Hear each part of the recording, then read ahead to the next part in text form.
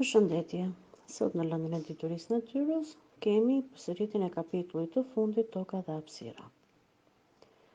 Të dallojmë yjet dhe planetet, njohim dhe flasim për diellin, tokën dhe hënën, bëjmë vëzhgime dhe grumbullojmë të dhëna. Fjalët kyç, astronom, boshт, yjesi, satelit, hapësirë, orbit, planet, diell, tokë, hënë. Kujtojmë fletoren e përsëritjes. Sistemi ynë diellor. Kujtojmë njohuritë që kemi marrë për trupat qiellor dhe formën e tokës. Cila është forma e diellit, tokës dhe hënës? Si quhet ylli që ndodhet në qendër të sistemit tonë diellor? Sa të mëdhenj dhe sa larg njëri tjetrit janë planetet?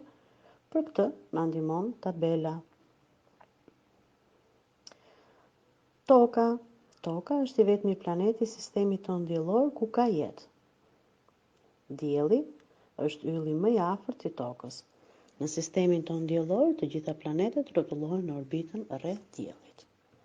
Hëna është sateliti natyror i tokës dhe fqinji më i afërt i saj. Në hënë nuk ka jetë sepse nuk ka ajër. Krahasojmë tokën, diellin dhe hënën me diagramin e venit. Gjithashtu, do bëjmë një model të rrotullimit të tokës rreth vetes së vet ku formohet dita dhe nata.